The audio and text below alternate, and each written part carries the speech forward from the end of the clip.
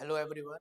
Today we are starting new chapter motion in a plane. This is also known as two-dimensional motion.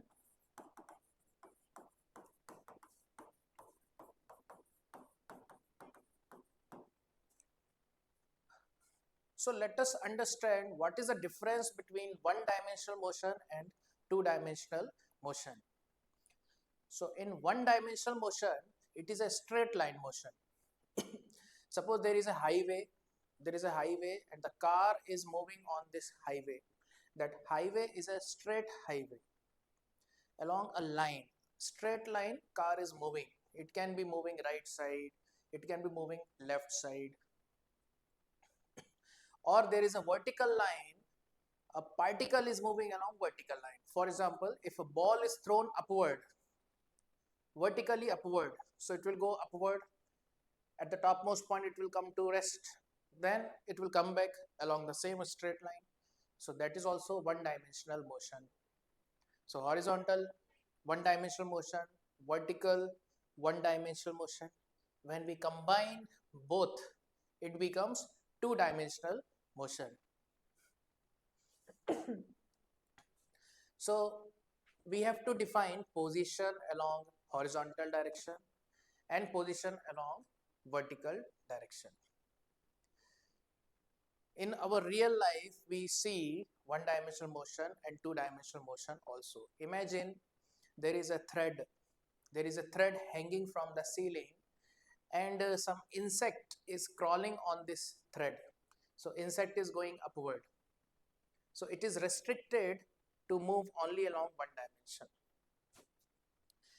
If that insect is walking on the floor, so floor is called as a plane. So now the insect is walking in a plane, so we will say the insect is in two dimensional motion. Or the insect is on the wall, so insect can go right side, upward, leftward, downward, or any direction in between right and upward. So that is motion in a plane. So for motion in a plane, we need two directions. One is horizontal direction, another is vertical direction. So horizontal direction is considered as x-axis and vertical direction is taken as y-axis. Suppose initially particle is here at point A. So this will be the initial position vector. After some time, the particle is at B. So this will be the final position vector. So in one dimension, it is only x coordinate for horizontal, and for one dimension along vertical, it is only y coordinate. So for two dimension, we have to consider both x and y. So initial x coordinate is x1, initial y coordinate is y1. After some time, final x coordinate is x2 and final y coordinate is y2.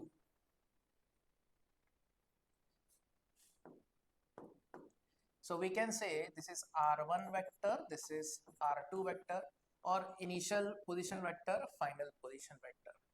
So if we apply triangle law, then we will get this vector as displacement vector.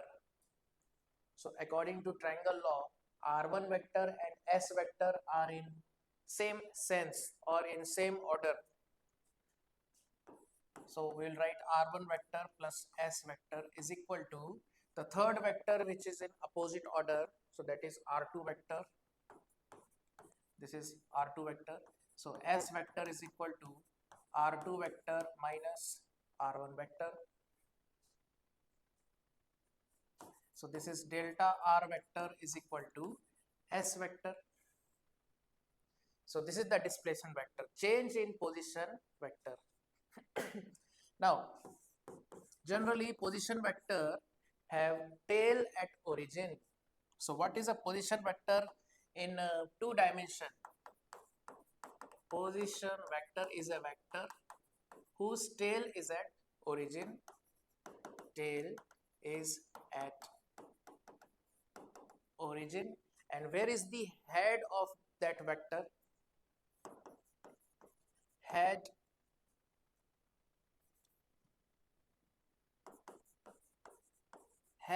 is at position or point. Position or point means where is the object, or we can also call it location. So the particle is at A. So this is the position vector. Head is here. When particle is at B, so this is the position vector. Tail is at origin. So the coordinates of A is x1, y1. Coordinates of origin is 0, 0. So we can write r1 vector is equal to x1 minus 0 I cap plus y1 minus 0 j cap. So r1 vector is x1 I cap plus y1 j cap, and similarly r2 vector is equal to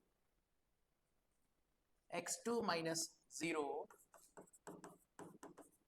I cap plus y2 minus 0 j cap. So this is r2 vector, which is x2 I cap plus y2 j cap. Now we will find displacement vector.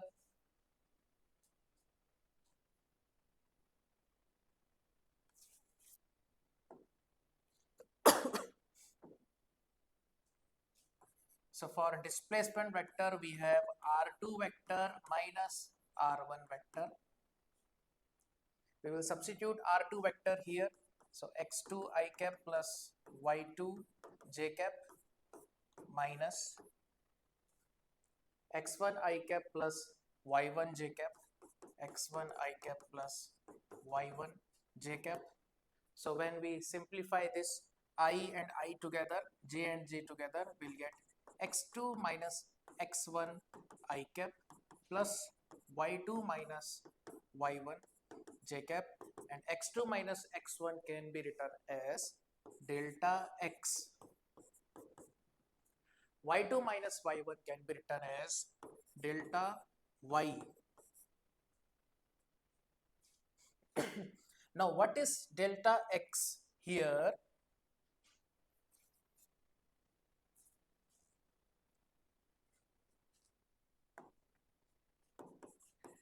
Delta x is displacement along x direction.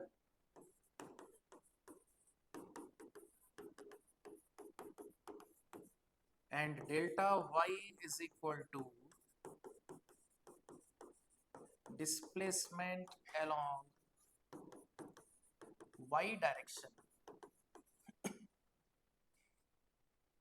So suppose delta x is denoted like this. This is delta x I cap, and this is delta y j cap. So this is the x component of displacement or horizontal component. This is y component or vertical component. So this is the resultant displacement S vector. So using this type of formula, we can find displacement. Let's do some questions.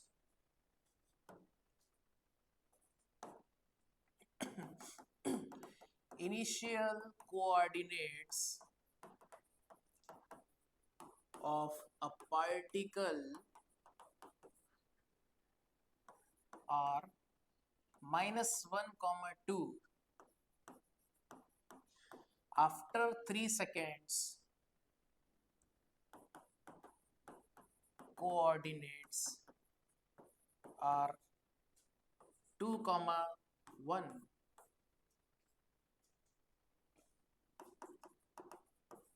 Find displacement in vector form. Once we have displacement in vector form, we can find its magnitude and direction.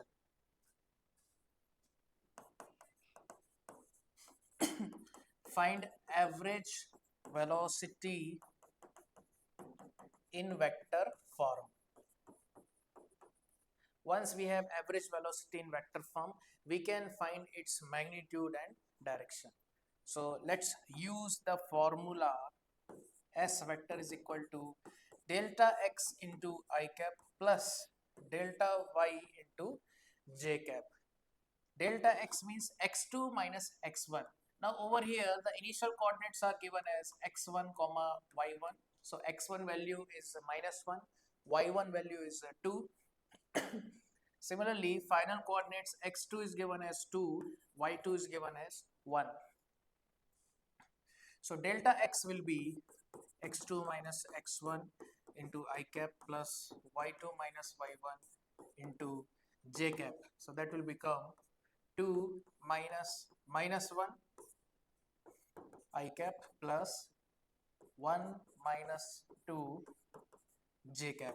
This will become 3 I cap minus 1 j cap. So this is the displacement in vector form.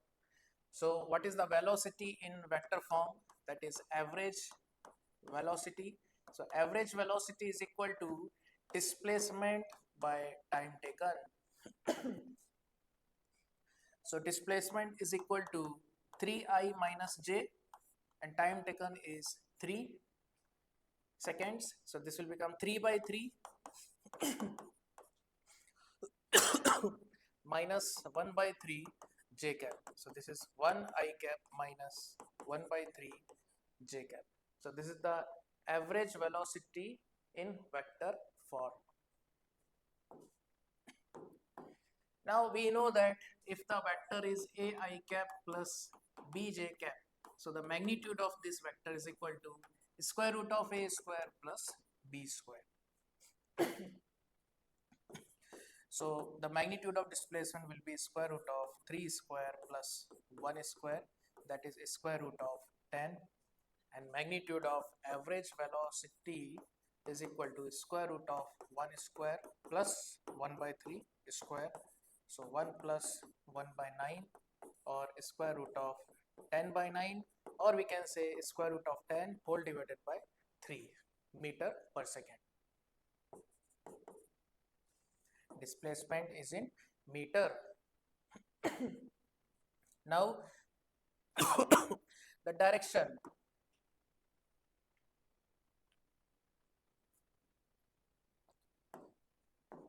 So we will find the direction of displacement. So when we draw this vector, it will be 3I minus j. So 3I is like this and minus j is like this. This is minus j. And if we complete the parallelogram like this,